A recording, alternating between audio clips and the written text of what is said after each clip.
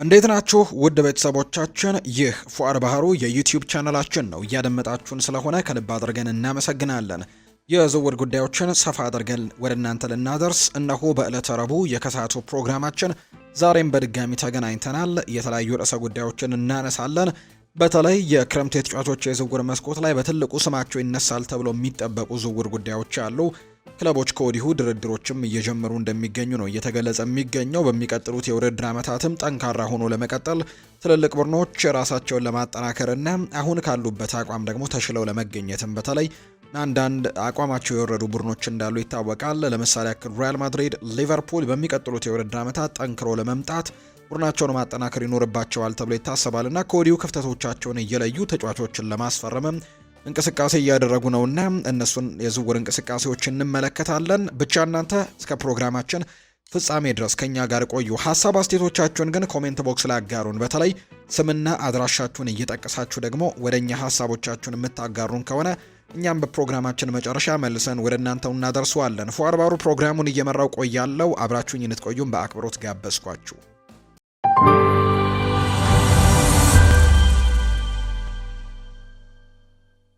የሳንድሮ ቶናሊ የረጅም ጊዜ የኒውካስል ዩናይትድ ቆይታ ጥያቄ ምልክት ውስጥ ገብቷል። ክለቡ ለቀጣዩ የውድድር ዘመን በተለይ የአውሮፓ ቻምፒየንስ ሊግ ተሳትፎን ማግኘት መቻሉ ላይ ሊመሰረት እንደሚችል ጭምር የሚያሳዩ ሪፖርቶች ናቸው አሁን ላይ እየወጡ የሚገኙት።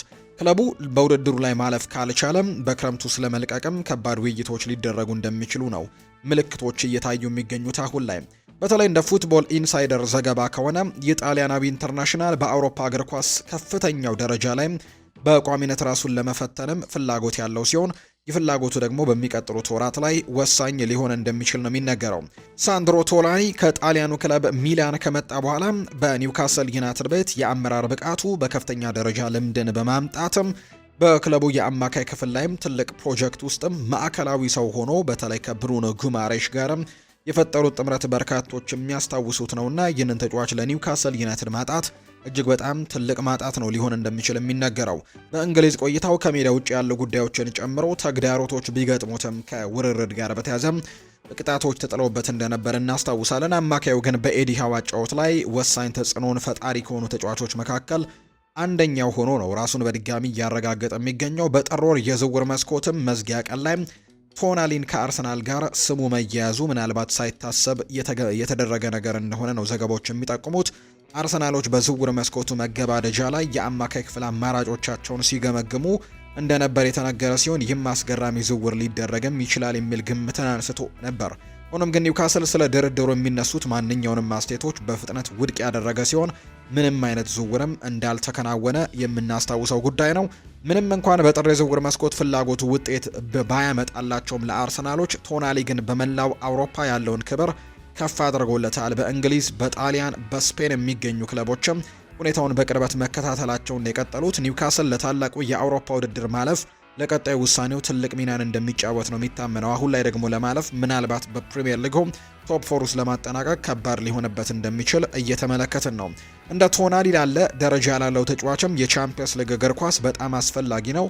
የ25 ዓመቱ ተጫዋች በየጊዜው ከጠንካራ ተጋጣሚዎች ጋር በመጫወትም የአውሮፓ ምርጥ ተጫዋቾች ተርታ መሰለፍን ይመርጣል። ኒውካስል ለውድድሩ ማለፍ ካልቻለ ግን አማካዩ የግል ፍላጎቱ ከክለቡ የአሁኑ ጉዞ ጋር ይጣጣማል ወይ የሚለው መጠራጠር ሊያስጀምር እንደሚችል ነው የተነገረው። ይህ ማለት ግን ሳንድሮ ቶናሊ ለመልቀቅ በግልጽ እየገፋ ነው ማለት አይደለም። በሁሉም ዘገባዎች መሰረት ግን እሱ በኒውካስል ከፍተኛ አክብሮት ያለው ሲሆን በሱ በአስቸጋሪ ጊዜያቱ ላደረጉለት ድጋፍም ትልቅ አድናቆት አለው። በተለይ ቅጣት ተጥሎበት በነበረበት ጊዜ ላደረጉለት ድጋፍ ትልቅ አድናቆት እንዳለው ነው የሚነገረውና ዝም ብሎ መልቀቅ አይፈልግም ወይም ደግሞ ክለቡን በማይጠቅም መልኩ መልቀቅ እንደማይፈልግ ነው የተነገረው። ከአሰልጣኝ ኤዲ ሃውና ከክለቡ አመራሮች ጋር ያለው ግንኙነትም በበጎ ሁኔታ የተገለጸ ሲሆን ኒውካስል አሁንም እሱን እንደ ረጅም ጊዜ እቅዱ መሰረት አድርጎ ነው የሚመለከተው። በርካታ ታላላቅ ክለቦችም ጠንካራ ጥያቄዎችን ካቀረቡ ግን ምናልባት ማክፓይሶቹ ኒውካስል ዩናይትዶች አስቸጋሪ ውሳኔ ሊገጥማቸው ይችላል። የቀድሞ የፕሪሚየር ሊግ ተከላካይ የነበረው ዳኒ ሲምፕሰን ቶናሊ ቶፕ ተጫዋች ነው በማለትም ሲገልጸው እንደነበር የምናስታውሰው ነውና በበርካቶች የሚወደደው አይነት ተጫዋች ምናልባት በቀጣይ የትኛውን ክለብ ሊቀላቀል የሚችላል የሚለው ጉዳይ በጣም በትልቁ ጥያቄዎችን እያስነሳ የሚገኝ ጉዳይ ነው የሆነው።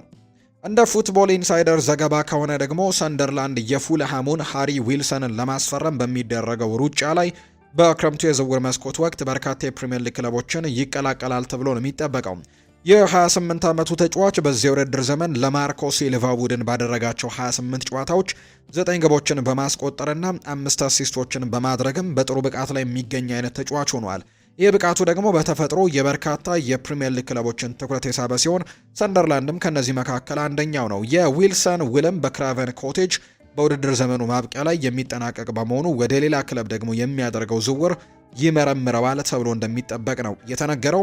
በቅርቡ በተዘጋው የጥር ተጫዋቾች የዝውውር መስኮት ዊልሰን በዴቪድ ሞይስም በሚመራው የኤቨርተን ቡድን በከፍተኛ ሁኔታ ተፈልጎ የነበረ ቢሆንም ቶፊዎቹ ኤቨርተኖች ግን ሊያስፈርሙት አልቻሉም። ሆኖም ግን አሁንም በዚህ የቀድሞ የሊቨርፑል ተጫዋች ላይ ፍላጎት ያላቸው በጣም በርከት ያሉ ክለቦች ናቸው ያሉት። የቀድሞ የኤቨርተን ዋና ስራ አስፈጻሚ ኬዝ ዋይነስም ለፉትቦል ኢንሳይደር ምላሽ ሰጥተዋል። እሱ በጣም ተሰጥኦ ያለው ልጅ ነው፣ ነገር ግን እድሜው እየገፋ ነውና አሁን 28 ዓመቱ ላይ ነው የሚገኘው። ስለዚህም ይህ ዝውውር ደግሞ ለሱ ወሳኝ ነው። ነገር ግን አሁንም ይንቀሳቀሳል ብዬ አላስብም። በጥር ወር አንድ ነገር ያደርጋል ብዬ አስቤ ነበር፣ ነገር ግን ፉልሃም አሁን ላይ ሊያቆየው ይፈልጋል። ኦስካር ቦብም ወደ ቡድኑ መምጣቱ ደግሞ ከፊት መስመር ላይ ሌላ ፉክክርን ይፈጥራል። ስለዚህም በውድድር ዘመኑ ሁለተኛው አጋማሽ ሁኔታዎች እንዴት እንደሚሄዱ እንመለከታለን ሲልም ነው የተናገረው።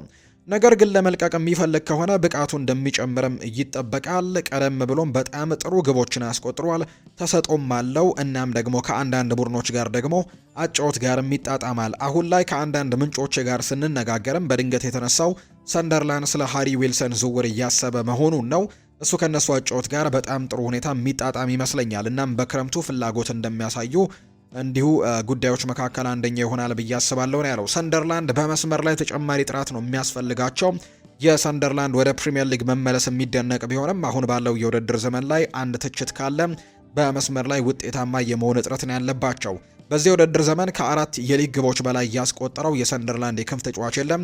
ዊልሰን በአሁኑ ወቅት በሁሉም የቡድኑ ክንፍ ተጫዋቾች ድምርም ግብ የሚበልጥ ግብ አስቆጣሪ ነው። ለዊልሰን ዝውውር ለምን ፍላጎት እንዳሳደሩ ለመረዳት በጣም ቀላል ነው። ከፍተኛ ፉክክር እንደሚጠበቅባቸው ዝግጁ መሆን አለባቸው። ዊልሰን በታህሳስ ወር ፉልሃም ያቀረበለትን አዲስ ውልም ውድቅ ያደረገ ሲሆን የጥር የዝውውር መስኮት በመጠናቀቁም አሁን ላይ ሙሉ ብልጫውንም በሱ እጅ ላይ ይገኛል ተብሎ እንደሚታሰብ ነው መረጃው የጠቆመው። የኒውካስል ዩናይትድ የቦርድ አመራሮች አሁንም በኤዲ ሃው ላይ ሙሉ እምነት ያላቸው ቢሆንም የደጋፊዎች ስሜት ግን መራራቱን ከቀጠለ ዋና አሰልጣኙ ራሱ ስለ ወደፊት ቆይታው ሊወስን ይችላል የሚል ስጋትን እየጨመረ መጥቷል። እንደ ጋዜጠኛው ሉክ ኤድዋርድስ ዘገባ ከሆነ ክለቡ ኤዲ ሃው የመሰናበት ምንም አይነት ፍላጎት የለውም። ሆኖም ግን የአሰልጣኙ የራሱ የብቃት ደረጃና ለደጋፊዎች ድጋፍ ያለው ስሜታዊነትም በሚቀጥሉት እርምጃው ላይ ወሳኝ ሚና ሊጫወት የሚችል ስሜት አለ የሚል ዘገባ ነው የወጣው። ማክፓይሶቹ በውድድር ዘመኑ ሁሉ ወጥ የሆነ ብቃትን ለማሳየትም ተቸግረዋል። ካለፈው የውድድር ዘመን ድንቅ ጉዞም የዋንጫ ድርቃቸውን ቀርፈውም ካራባው ካፕን ካሸነፉ በኋላ በአሁኑ ወቅት በሊጉ 12ኛ ደረጃ ላይ ተቀምጠው ወደ አውሮፓ ውድድሮችም የሚያስገባቸውን ደረጃ ለማግኘትም እየታገሉ እንደሚገኙ ነው የተገለጸው። የኒውካስል ዩናይትድ በቅርቡ በሜዳው በብሬንትፈርድ መሸነፉ ወሳኝ ቅጽበትም ሆኗል። ይህ ጨዋታ በሴንት ጄምስስ ፓርክም ውስጥ ያለውን ቅሬታ በግልጽ በጩኸት የታየበት የመጀመሪያው አጋጣሚ ሆኗል። ኒውካስል በሜዳው 3 ግቦች ከተቆጠሩበት በኋላ የደጋፊው ተቃውሞም እንዲሁ ተሰምቷል። ኤዲ ሃው እነዚህን ስጋቶች ለመቀበል ወደ ኋላ አላለም። ከጨዋታው በኋላም በሰጠው አስተያየትም በተለይም ደግሞ የቡድኑ የቅርብ ጊዜ ትግል ደግሞ ግምት ውስጥ በማስገባት የደጋፊዎችን ቅሬታ እንደሚረዳ ነው የገለጸው። እነዚህ መሰናክሎች ቢኖሩም የኒውካስል ከፍተኛ አመራሮች አሁንም ኤዲ ሃውን በመደገፍ ረገድም አንድነታቸውን እንደጠበቁ ነው ኤድዋርድስ የዘገበው። በክለብ ውስጥም ያለው ሁኔታ፣ የቁልፍ ተጫዋቾች ጉዳት፣ የጨዋታ ብዛትና የሀገር ውስጥና የአውሮፓ ውድድሮች ከመጠን ያለፈ ፈተና ከግንዛቤ ውስጥ ይገባሉ ተብሏል። ከቦርዱ አንጻር ኤዲ ሃው አሁንም በክለቡ ወደፊትም ለመምራት ትክክለኛው ሰው ተደርጎ ነው በቦርዱ የሚታየው። ሆኖም ግን በጣም ስስ የሆነ ጉዳይ በራሱ በኤዲ ሃው ላይ ነው። ኤድዋርድስ እንደሚጠቁሙት ከሆነ አሰልጣኙ በደጋፊዎች ዘንድ የማይፈለግ ወይም የማይታመን ሆኖ ከተሰማው በዚያው ቦታ ላይ ደግሞ ለመቆየት አይመርጥም ነው የተባለው። ኤዲ ሃው ከክለቡና ከደጋፊዎች ጋር ያለው ስሜታዊ ትስስር ለተነሳሽነቱም ማዕከላዊ እንደሆነ ይታመናል። ያ ትስስር በከፍተኛ ሁኔታ ከላላ ግን በአሁኑ ወይም በውድድር ዘመኑ ማብቂያ ላይ ቦታውን ለመልቀቅም ዝግጁ ሊሆን ይችላል ተብሎ ይጠበቃል። ውጤቶች እየራቁና የደጋፊዎችም ትዕግስት እየተፈተነ ባለበት በዚህ ሰዓት ዋናው ጥያቄም ኤዲ ሃው በአንድ ወቅት በቆይታቸው ላይ ይታይ የነበረውን ያ አንድነትና ድጋፍ አሁንም ይሰማው እንደሆነ የሚለው ጉዳይ እንደሆነ ነው ዘገባዎቹም የጠቆሙት።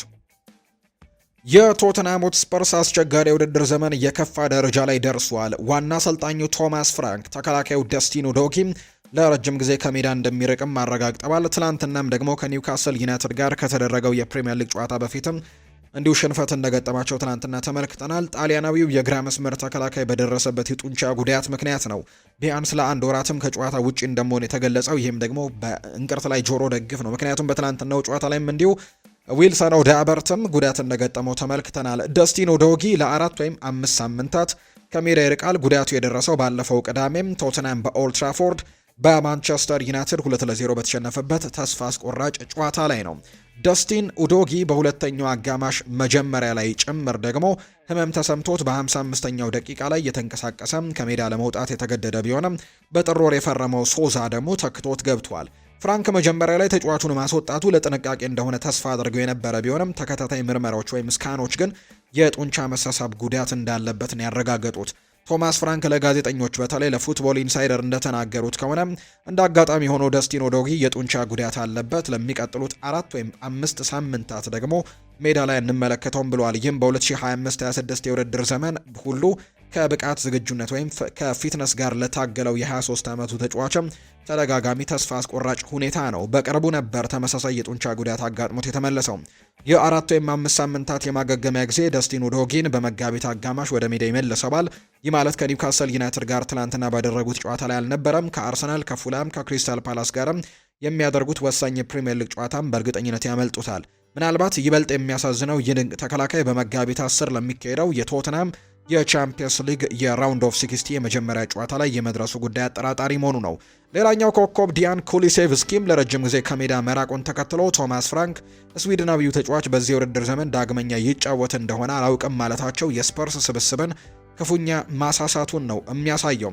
የኡዶጊ ጉዳት የመጣው ቶተንሃም በሀገር ውስጥ ውድድር አስከፊ ጊዜን እያሳለፈ ባለበት በዚህ ሰዓት ነው።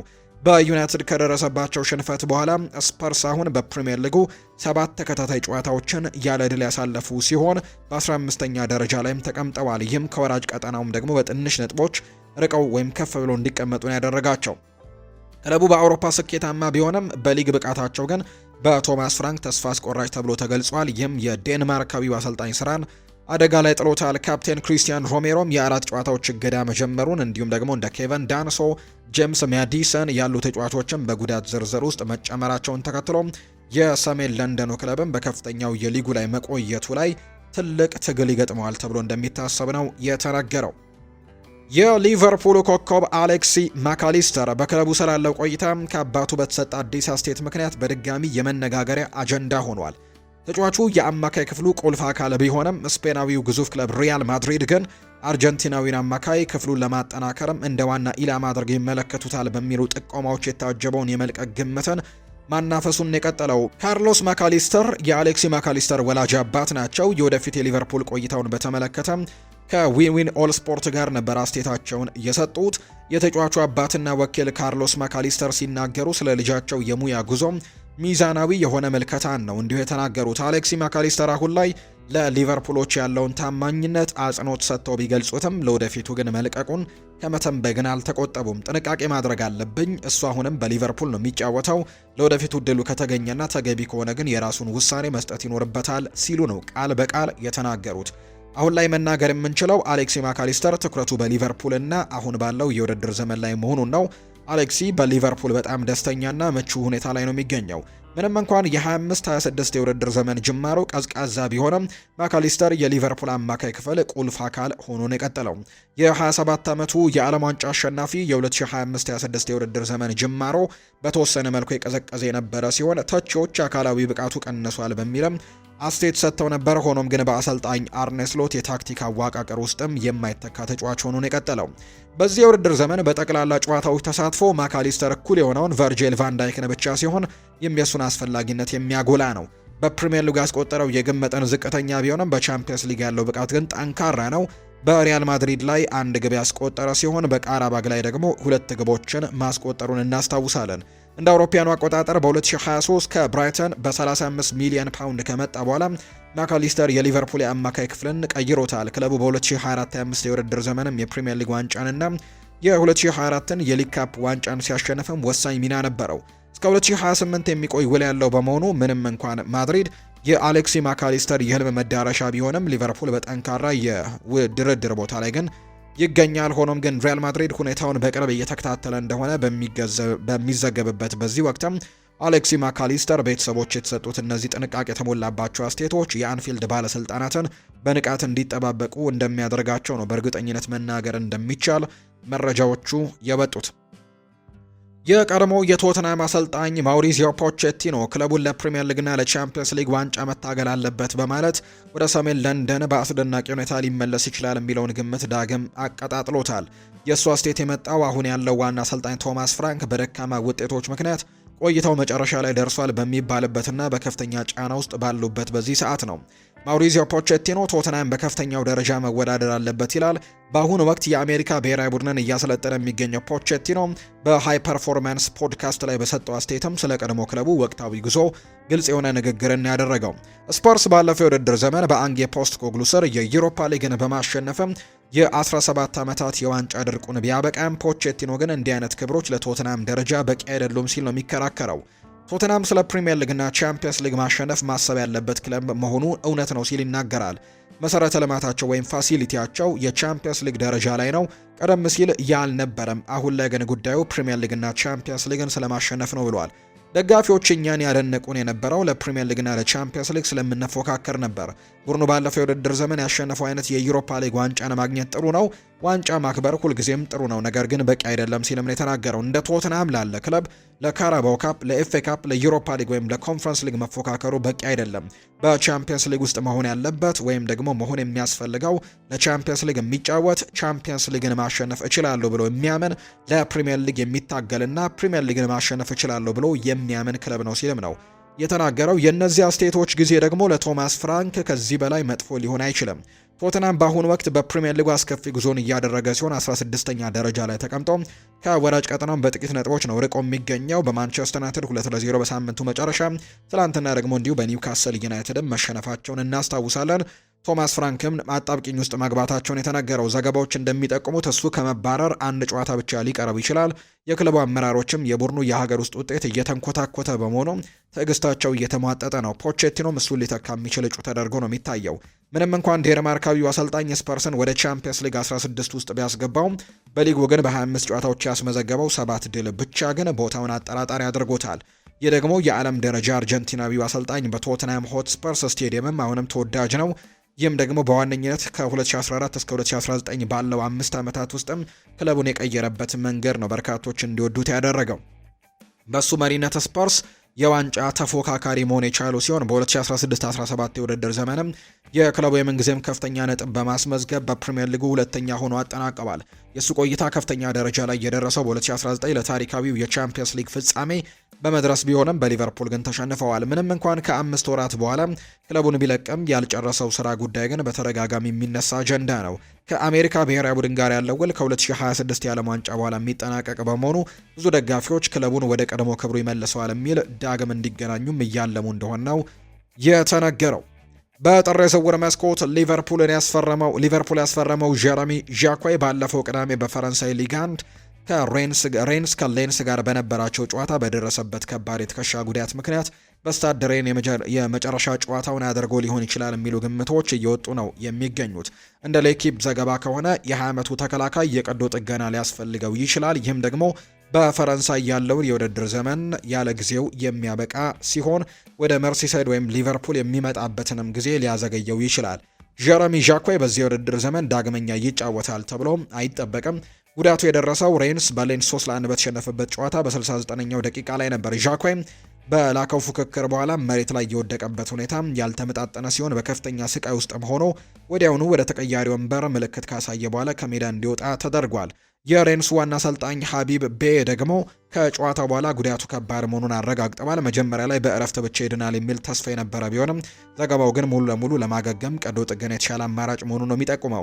ዣኬ ቀዶ ጥገና የሚያደርግ ከሆነም ለበርካታ ወራት ከሜዳ ይርቃል። ይህም በልጅነት ክለቡ ያለውን ቆይታ በይፋ ያጠናቀቀዋል። ይህም ሐምሌ ላይ ወይም ደግሞ ጁላይ 1 ላይ ሊቨርፑልን በይፋ ከመቀላቀሉ በፊት በሬንስ ያለው ቆይታው በጥሩ ውጤት ለማጠናቀቅ ከፍተኛ ፍላጎት ለነበረው ወጣቱ ፈረንሳዊ ትልቅ ደግሞ ድባቴ ውስጥ ይከተዋል ተብሎ ይታሰባል። በጥር የዝውውር መስኮት መዝጊያ ቀን ላይ በ60 ሚሊዮን ፓውንድ ውል ዣክዌን ያስፈረመው ሊቨርፑል ከሬንስ የሕክምና ባለሙያዎች ጋርም በቋሚነት ግንኙነት ያደርጋል። ምንም እንኳን ጉዳቱ የዝውውር ሂደቱ ላይ አደጋ ላይ ባይጥለውም በአሰልጣኝ አርነ ስሎት የመከላከል አቅም ላይ ግን ተጨማሪ ተስፋ አስቆራጭ ሁኔታን ነው የሚፈጥረው። ሊቨርፑል በዚህ የውድድር ዘመን ቀደም ብሎ የጂኦቫኒ ሊዮን የኮነር ብራድላይ እንዲሁ ደግሞ የረጅም ጊዜ ጉዳቶችን እናስታውሳለን። የአንፊልድ ባለስልጣናትም ለተከላካዩ ፈጣን መመለስ ከመጨነቅ ይልቅ የረጅም ጊዜ ጤንነቱን በማስቀደም በትዕግስት ለመጠበቅ ወስነዋል። አሁን ላይ ገቡ ጀረሚ ዣክዌ ለሊቨርፑል የ2026-27 የቅድመ ውድድር ዘመን ዝግጅትም በሐምሌ ወር ላይ ሙሉ በሙሉ ማገገሙን ማረጋገጥ ላይ ነው። የኢብራሂማ ኮናቴ የወደፊት ቆይታ አሁንም እርግጠኛ ባለመሆኑ እናም ቨርጂል ቫን ዳይክ ደግሞ በዚህ ዓመት 35 ዓመት የሚሞላው በመሆኑ ይህ ጊዜ መሰናክል ቢኖረውም ዣክዌ ግን ለወደፊቱ የሊቨርፑል የመከላከል ክፍልም ወሳኝ አካል ሆኖ ሊቆይ እንደሚችል የሚያሳዩ መረጃዎችን ነው በትልቁ እየተመለከትን የምንገኘው።